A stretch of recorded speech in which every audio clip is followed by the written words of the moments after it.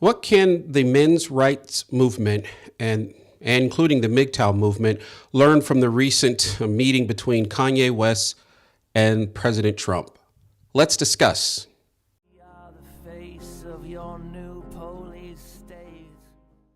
I'm your host, the self-appointed bard of the American Readout. I'd like to thank you all very much for sharing these videos and liking these videos. It helps it show up and grow our audience. Soon we will be reaching 1,000 subscribers on this channel. It's a small channel, but that'll be a great an accomplishment. At that time, I'd like to let you guys know that I was thinking about doing something for you to say thank you. If anybody has any ideas, I was thinking about doing a kind of a live show. I've never done that really on YouTube. That might be interesting. But let me know in the comments below what you guys think that we should do in celebration of reaching 1,000 subscribers. And if anybody has any ideas for any other videos that you'd like to see, any content you'd like me to review, please drop it in the comments below. I generally read almost all the comments and try to... As many of you know, Kanye West is a rapper of some renown.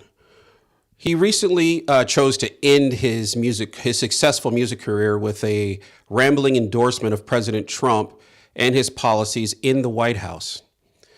Kanye West's speech in the Oval Office did move from some interesting points to pure incoherent stream of consciousness, which is fair. Yet he had some interesting facts, especially for the men's rights activists and the MGTOW movement, in my opinion. First, let's debunk some of the progressives' talking points and their wild lies and accusations. It's not amazing that the President of the United States to invite some eccentric celebrities to the Oval Office. I personally don't see the value of doing this, but it's done. One of the more recent occurrence of this was a YouTube personality, right from here from YouTube, named Glozell Green, which is one of her most popular and viral videos where of her filling up a bathtub with milk and cereal and then eating it. I mean, okay, that's not something I want you guys to say that we should do. I don't, no, thank you. And to that point, when President Obama did that, many people on the right seemed to have a problem with it. I remember Howard Kurtz from Fox News, a media critic at that time, called the interview with Glozell Green beneath the dignity of the office of the presidency. And I think I remember Fox and Friends on Fox News kind of making fun of Glozell Green and this whole event. So my point is, this type of thing happens. When presidents invite eccentric or unusual people that are popular enough, they seem to, they're not inviting me because I'm not popular enough, but other people who are popular, I don't know, they're trying to reach out to a different audience. By the way, you ever noticed that many of these artists are kind of unusual people? I think it just runs in their brand of what they do to be an artist. And anyway, the left is making fun. Now the left is attacking Kanye West in a way that even the right did not with this Glozell Green. And I believe, in my opinion, primarily they're attacking Kanye West because they absolutely despise this president and they absolutely hate conservatives. And almost most importantly is that the Democratic Party knows that unless they get 70% of the Hispanic vote and 85% of the black vote, they will lose elections. But with that being said, is there anything really that Kanye West and President Trump set down that the rest of us may want to consider or think about? The truth is that Kanye West touched on some few points that progressives really hate to bring up in public. And I'm kind of unsure if conservatives and men's rights activists actually truly understand some of the incredible points that he splashed across every news channel in America for the first times. One of the things that Kanye West brought up in his rambling meeting with the president is that black leaders in America have subjugated the needs of the black community below the needs of the Democratic Party and their allies in the feminist movement. In America, you cannot simply talk about the problems of the black community in America anymore. No. You have to first talk about how much of a liberal you are. Then you have to talk about how much a feminist you are. Then you have to talk about how much a Democrat you are. And then you have to talk about how those people will help the black community. Anyone who doesn't follow this script is savagely attacked, especially if you're a minority or a woman, annihilated. Go look at some of the YouTube personalities. One of the things that the left hates is that you could be a minority or a woman and walk and have a political disagreement with these folks. Kanye West talked about fatherhood a lot in his meeting with President Trump, female, masculine energy and things like that. As many people know, I would say as most people know, anybody with a IQ that's above room temperature can understand that some of the things that Kanye West said about black fatherhood are absolutely on point. Recently, a Brookings Institute study showed that in America, if people at least finish high school, get a full-time job, and wait until they're age 21 to get married first and then have children, they have an excellent chance of moving into the middle class out of poverty.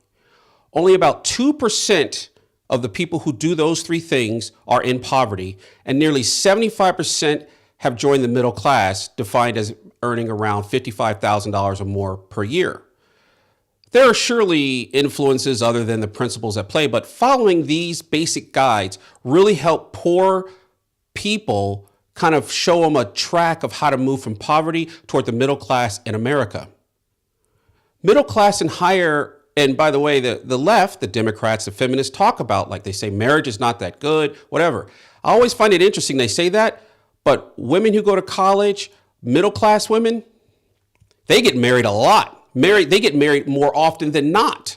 Marriage is fine when you are successful because marriage and staying married, unfortunately, and a lot of us have understanding of both of those sides of things, is a track toward success. College-educated women have higher marriage rates, low non-marital birth rates, and low divorce rates. The marriage culture seems to be alive and well for those with a college degree.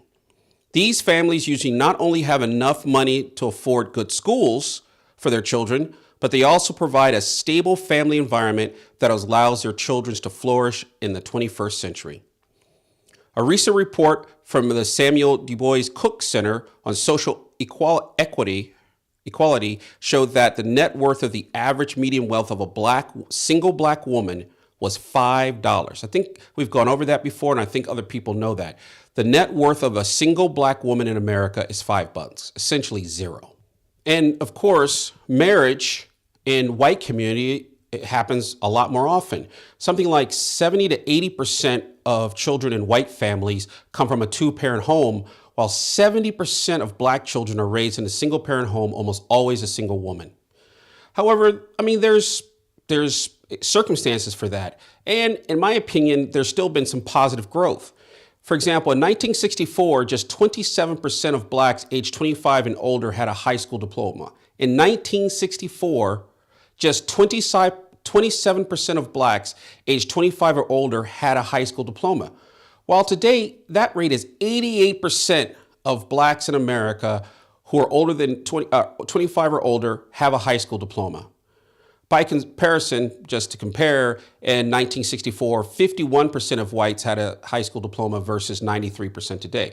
So currently today, 88% of blacks are getting a high school diploma, 93% of whites. It's still, to me, a huge improvement, and it's something that's heading in the right direction.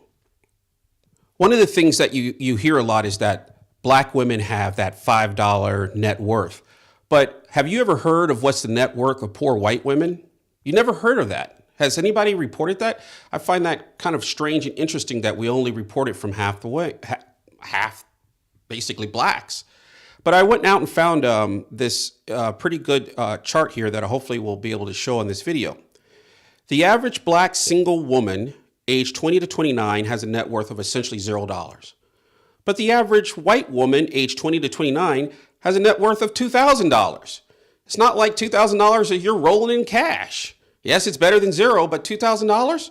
It's not huge. The average black man with no college degree has the average worth of $4,000, double. In other words, your average black male walking around America has a median wealth double that of the average white woman walking around without a college degree. Now, of course, the white men have married has $13,000. So my point of the matter is that $0 to $2,000 for single women without college degrees? Okay, it's not good, but both of them are poor. Somebody would say, well, being single is a good way to be poor. I find another note that you don't often hear about. I've always thought, kind of researched this or thought about this in my own life. Marriages involving black women tend to be less stable than those of whites. Not saying that's an issue with women, not saying this is that. I'm just saying that that's the statistics. Yes, there's reasons for that. Let's see. About 56% of marriages of black women will last until their 10th anniversary, compared to 68% of marriages among white women, no matter if the husband is black or white. If your wife is black, 56%, about half of those marriages will make it to the 10th anniversary, while nearly 70% of marriages to white women make it to the 10th anniversary. That's pretty amazing. One of the things also that I find are interesting is the concept of mixed race marriages and income. In America, you only can see this concept of black and white comparatively, but something like 7 or 8% of white people marry out of their race, and something around 12% of black people marry out of their race. Asians and Hispanics are even much, much higher. If you go look at this, and like I said, I think I found another very interesting chart about the ethno-racial mix-up, or the mixes. It's very interesting that if you are a white husband with a white wife, you have a median household income of $75,000. And if you're a black husband with a black wife, you have an estimated median household income of, I believe, $46,000. But what I found was interesting is that if you are a black husband and a white wife, you have a estimated median household income of $51,000. So yeah, $51,000 compared to $75,000, that's a significant difference. But it's, again, $51,000 is not quite the middle class. It's not quite the middle class, while $75,000 clearly puts you over if you look at middle class as being $55,000 or higher. But you see that's a significant difference. Of course, if you are the biggest one is if you're an Asian man married to a white wife, Asian husband married to a white wife, you have $110,000 median income. That's incredible. So it's like, oh, everything's racist. But yeah, what is it? Racist because in America we're just letting Asians get ahead? It's not what's happening. Anyway, a lot of this shows, and Kanye West's speech talks about, there's a problem in the black community. That problem is simply not education-based, not college-based. That problem seems to be missing fathers, missing marriages. Because black leaders have subjugated the interests of the black American community below the interests of the liberal Democratic Party, the only answers that they have are more feminism, more government programs, more government spending, because they are saying that the only person who can solve your problem is the Democrat Party.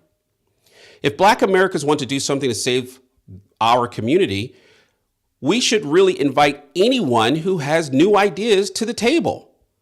And one of the key ideas to improve your success, your chances of success in America, they don't want to hear, because it's basically personal responsibility and more hard work.